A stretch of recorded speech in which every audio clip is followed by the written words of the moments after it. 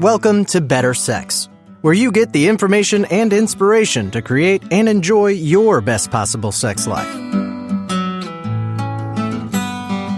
Join your host, sex therapist Jessa Zimmerman, as she brings you expert guests, helpful tips, knowledge, and strategies to improve your intimate relationships.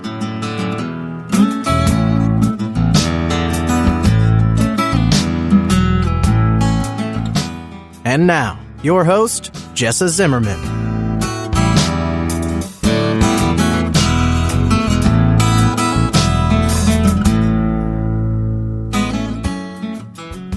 Hey, welcome back. It's another episode of the Better Sex Podcast. This is Jessa here to welcome you and thank you for spending a little bit of time with me. I really appreciate it. Today's topic, we're talking about erotic blueprints, and I was trying to sort of frame up where I think this fits in the intimacy with ease method model, these sort of 4 pillars that creates easy intimacy. And I think I'm going to place this in pillar 4 under enjoy, which is maybe this is what comes when you've integrated a bunch of this new thinking and you can communicate. You've got the mindset around sex. You're on the same page with your partner. You've taken the stress out of your sex life. Now it's time to really dive into what makes it hot, arousing, And DD Haeg, who is my guest, is going to be talking about these erotic blueprints, 5 fundamental ones that are sort of like love languages, what they each are, how they work, what sort of the downsides are to each one. But then especially, how do we feed each other in this? How do we speak each other's language? How do we tend to each other's blueprints? How do we navigate this when we're not necessarily, in the same category as our partner, which I think in general we probably are not. So it's a really important conversation. Before we launch in, though, I do want to just mention, if you have not yet signed up for my free webinar training about how to make sex easy and fun for both of you, that is available at intimacywithease.com/training. So I hope you'll join me there. And again, that I sort of see as some of the groundwork in preparation for this exploration of erotic blueprints. So hope you enjoy the episode.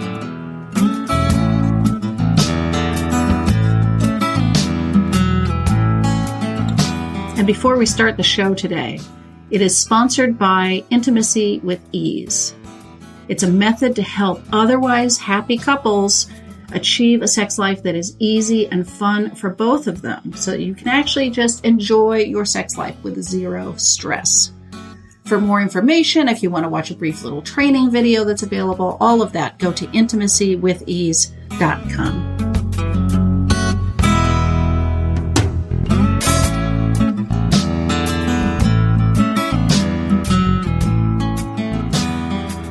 So Dee, thank you so much for taking the time to talk to me.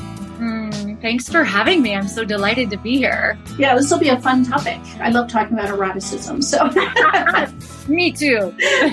Yeah, so much of my work with couples, they're struggling in such foundational ways that I think of eroticism as a little bit of a not graduate level, but sometimes there's some things we have to deal with first before we get to have this conversation. So I'm excited to dive in. For sure. That connection between the couple and the ability to communicate is so foundational, no matter where you're starting in your relationship. Mm-hmm. Maybe you should define for us, if you don't mind, what is an erotic blueprint? The erotic First blueprint. of all, and then what are they? What kinds are there? Yeah. The erotic blueprints are a way for us to understand how we're wired for turn on. So I like to think of it as giving us a map as to how to turn one another on. And so it's really great for couples. I like to liken it to the love languages. I'm guessing your listeners are probably familiar with the love languages. I would imagine most people have heard of it, but they can look it up real quick too. Yeah. Well, the love languages are a way to be able to communicate, right? Your love with your beloved. With anyone, your kids included. But the erotic blueprints are like the languages for you to understand how you and your partner are wired for turn on. So a lot of times what I see in my practice is a lot of times it's just a misfire between the couple of how they're coming to their intimacy together. And so the erotic blueprints are a really great sort of framework to help them understand how can you really feed and nourish one another. And so the erotic blueprints, there's 5 different types. Okay. Yeah. So the first type is called energetic. And the energetics tend to be people who like to be teased. They like to have a little bit of space. They prefer sort of lighter touch. They're turned on by anticipation. Now, some people think, well, that's kind of like, maybe foreplay or something like that. No, it's way deeper than that. This sense of spaciousness for the energetics is really, really important. Okay. So that's the first type. All right. Yeah. The second type is the sensual. The sensual blueprint is the type that is turned on by all of their senses being engaged. So they like to have ambience. They like to have romance. They're into the sensories, candles, baths, essential oils, those kinds of things. They just love to have all of the senses, music engaged. Okay. The third type is the sexual. And the sexual is very straightforward. They're the ones that go like 0 to 60 and they're turned on just like that. Okay. They love nudity. They love orgasms. They love penetration. They love like direct genital touch. They're very much a quickie. They love the quickies. Okay. Fast and furious, maybe, right? Fast and furious is another great way of saying it. Yes.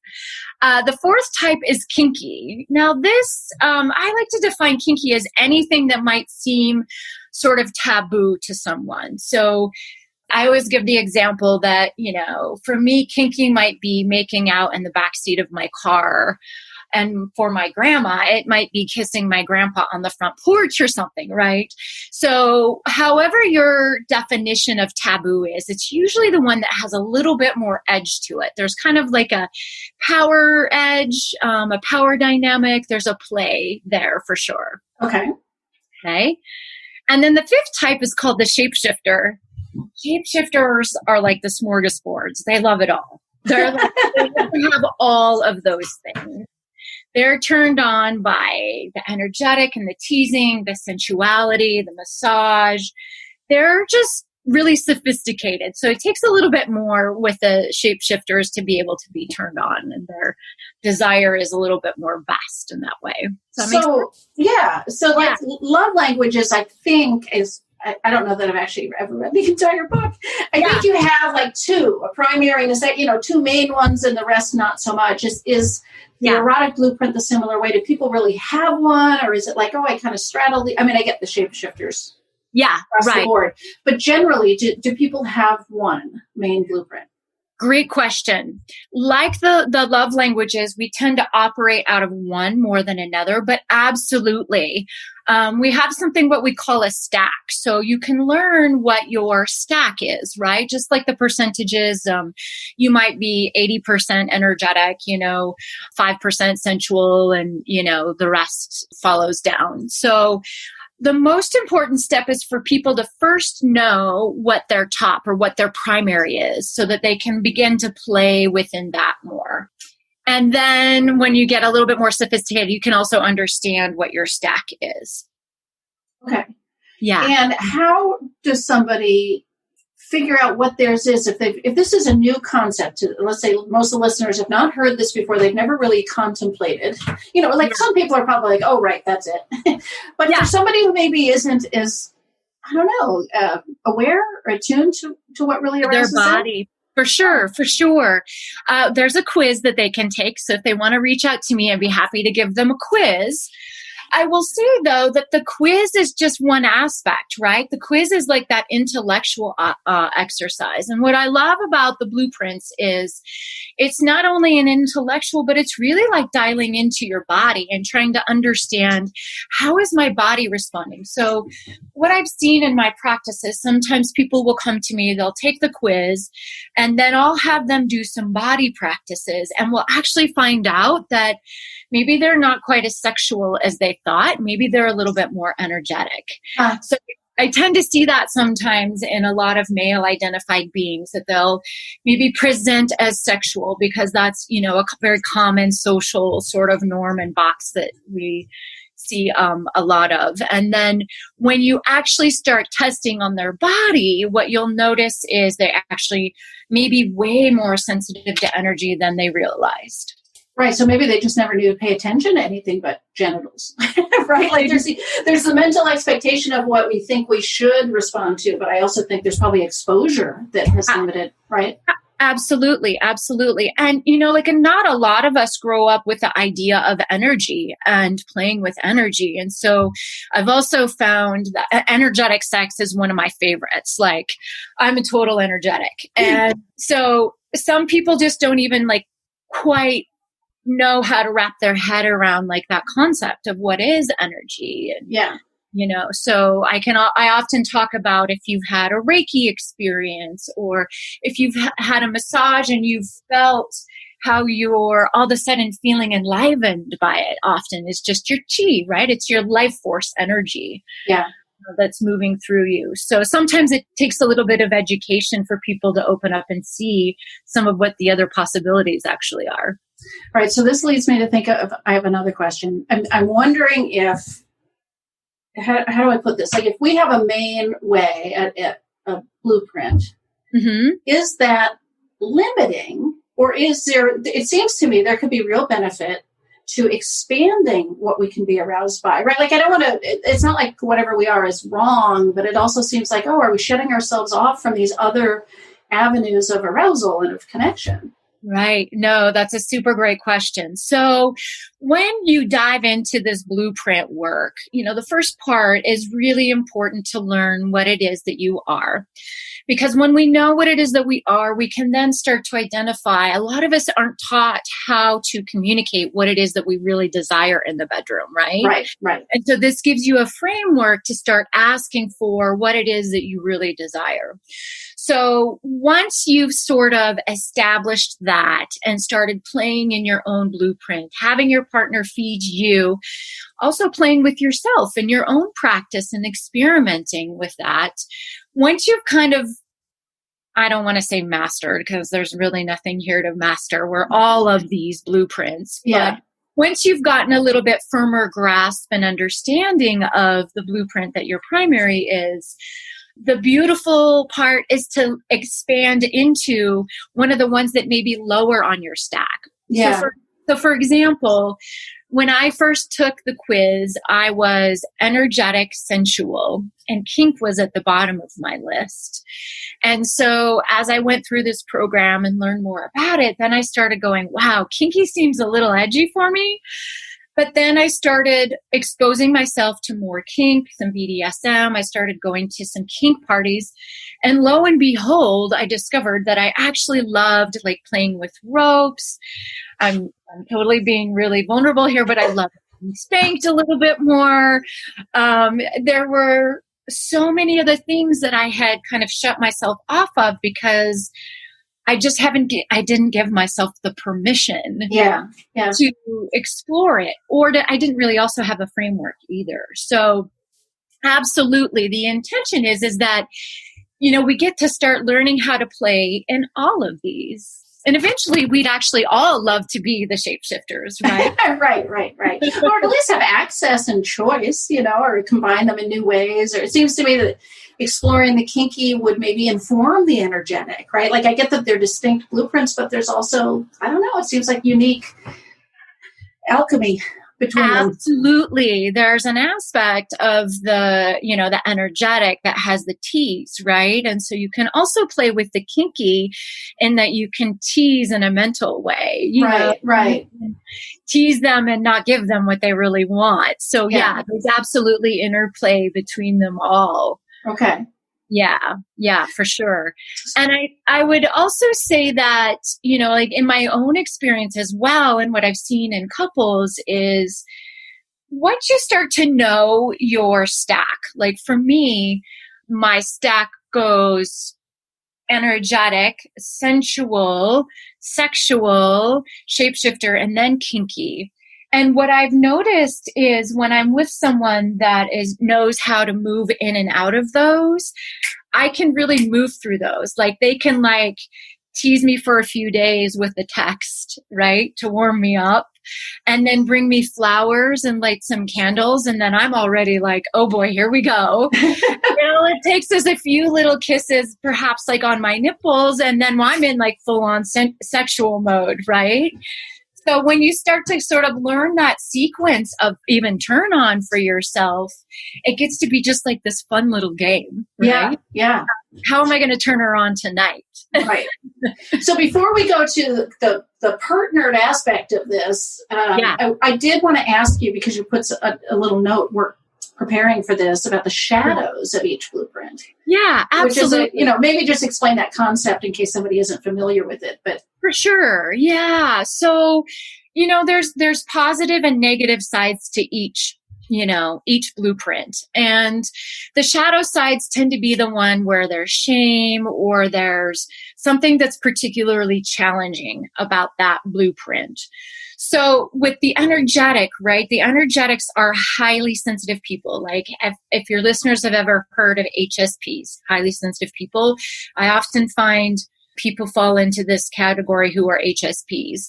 And what that just means is they can sense a lot without actually being touched. Yeah. The beauty, the gift, we'll talk both, like the gift and the shadow, right? The gift of the energetic is that, you can have your partner in another town and you can still be having orgasms, right? Without even being touched. So that's the gift of it. But the shadow can be that they're so sensitive they can short circuit. Mm. So if somebody comes in to touch an energetic too quickly or too fast, it can overload their system. So then it can take a while for them to get back into themselves and to back into the turn on. So that's kind of the shadow side. And then sometimes the energetics can have a little bit of that. I call it the hierarchical, they often tend to be also into tantra and this is the spiritual way how to have sex, like a little bit of I don't want to say snobism, but this is the best way to have sex. Right. Yeah. So that's the, is that not true of everybody? I just wonder. It seems to me that kinky or sexual or whatever, that everybody could be thinking, well, I've got the right way. Yeah, I would say that generally sexuals tend to be the most stuck in their way. And they're they have, in fact, that's their shadow, is it's really, really hard for the sexuals to understand, especially an energetic that needs all of that warm up. And because they do, again, that's their gift, 0 to 60, just like that. It's probably one of the hardest that I see in the pairings, but it's totally possible. It just takes a willingness to want to learn, right? Okay. Yeah. And what's the shadow for the sensual or for the kinky? Oh my gosh, for the sensuals, they can just get stuck in the little details. They can see a pair of socks on the floor and they'll be like, oh my God, that laundry needs to be put away. Or they can what happens with sensuals often for their shadow is they get stuck in their head. And so if they have someone going down on them, they might think, oh my gosh, am I clean? Do I smell? They'll be thinking about all those other little details, right? So getting in their head is the shadow for them. Okay. How about the kinky? The kinky is that sometimes they can get a little caught up in fetishes. So in other words, they have to have that fetish to be turned on. And then sometimes they're kind of ashamed of their kink, and they're, owning what it is that really turns them on, that may be kind of out of the quote unquote norm. And sometimes, without education, they can kind of put themselves in more dangerous situations because they're willing to push the edges a little bit more. Yeah. Yeah. What's the shadow side of a shapeshifter? All of those, depending on where they are, or what's It can be, but by and large, for the shapeshifter, the biggest shadow is that they're just people pleasers. So what happens, which can be, right, the gift of it also, if that's your lover, the short side of it is that then they get caught up often in what their partner wants, and then they lose track of what it is that actually turns them on. Yeah, that makes sense. Yeah, so... And the other thing is that they can get bored really easy. Like, it's just like, oh my God, this is so unsatisfying. Like do it all.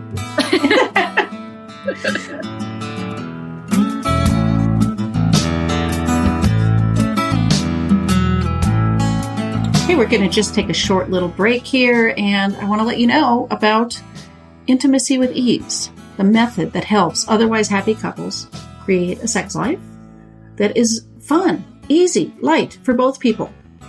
So if you are an otherwise happy couple, if sex is the elephant in the room or sex is the little bit of the challenge for you guys, you may want to check this out. You can go to intimacywithease.com and you'll see information there. You'll see short videos. You'll have access to a full webinar about it, all kinds of information to let you know if this would be the right thing for you.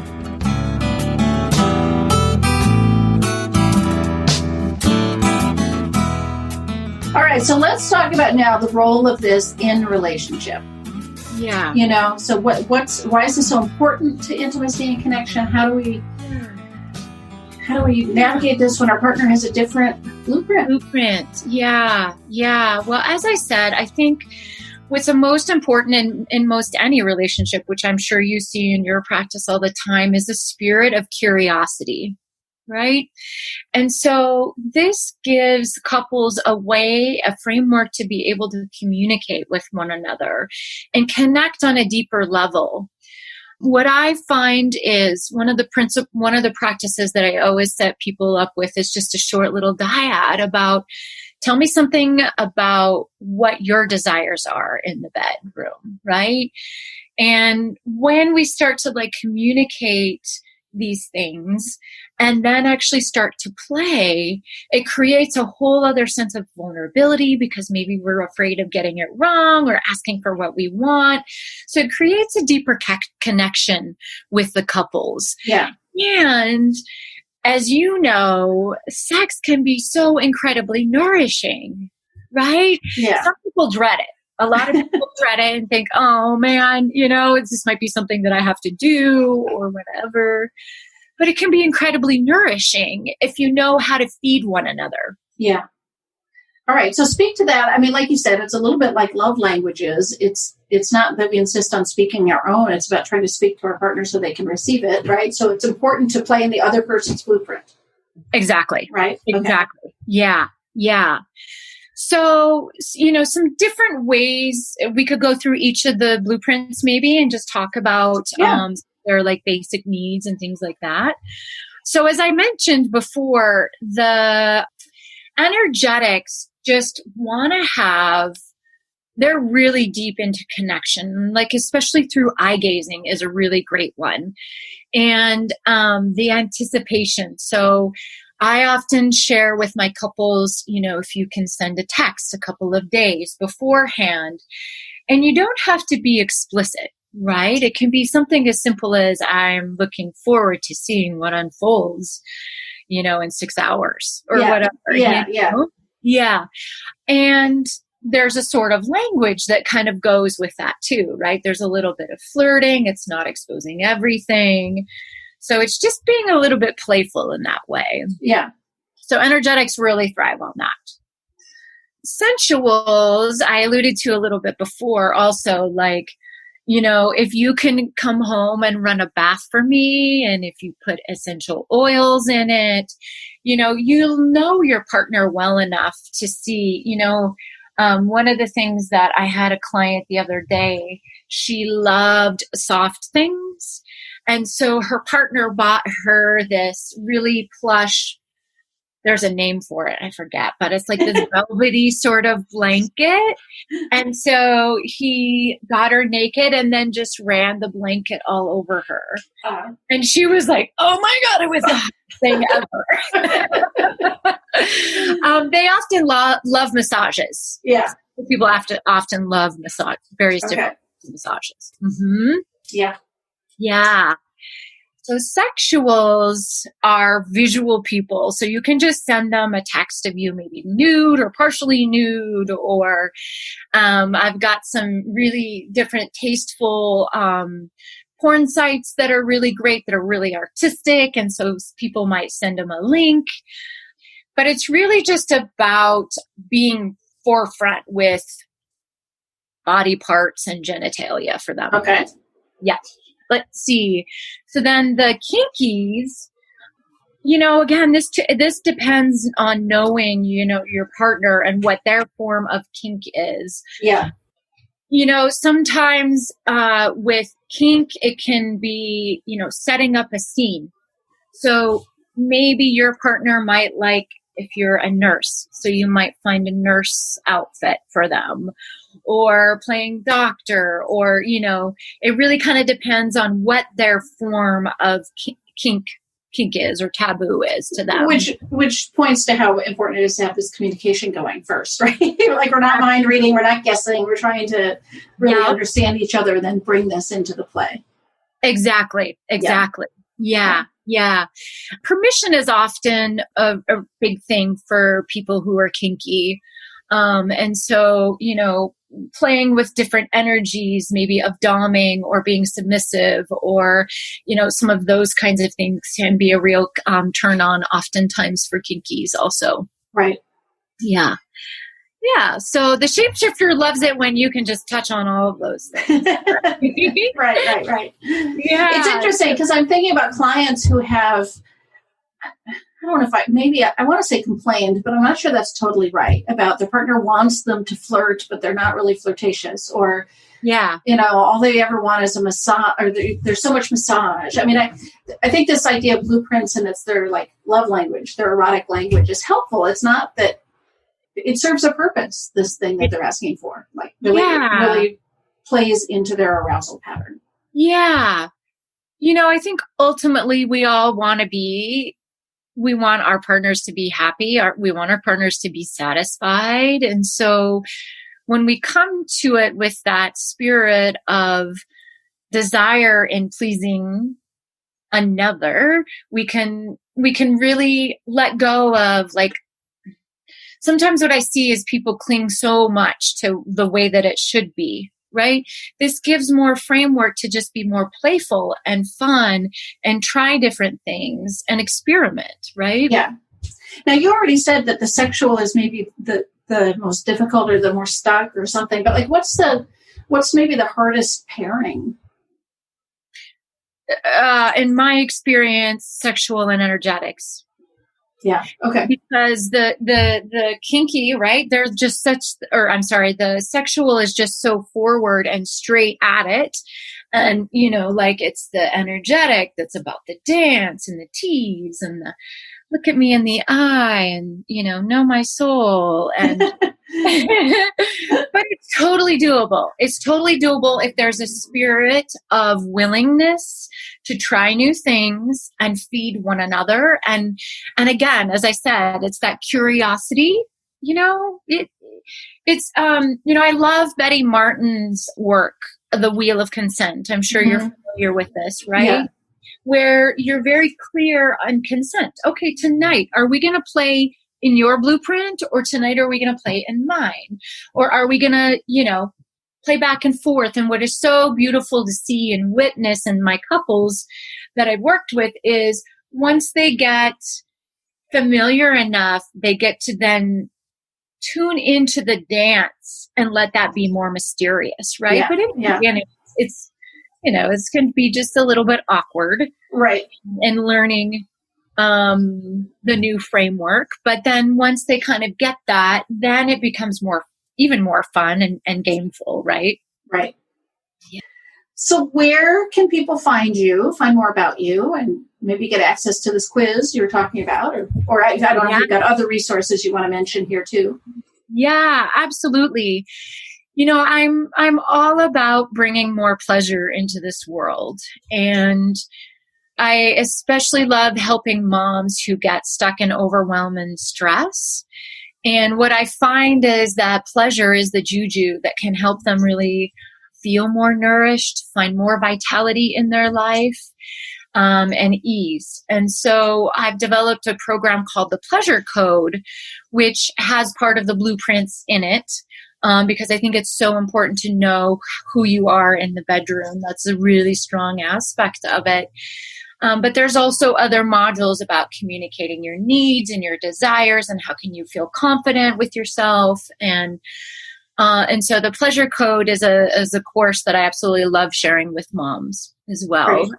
That can all be found on my website at DD Haeg, HAEG.com. Yeah, and I'll put the links in the show notes too, so it's easy for people to access that. So Perfect. Yeah.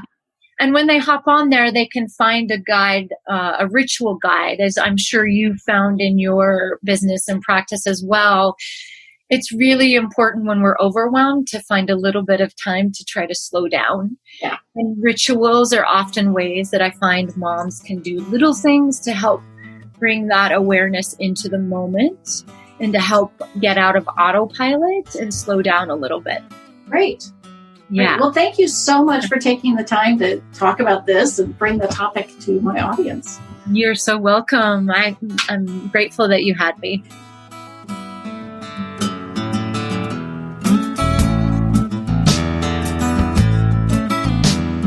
You've been listening to Better Sex. Please visit our website, bettersexpodcast.com, for show notes and additional episodes.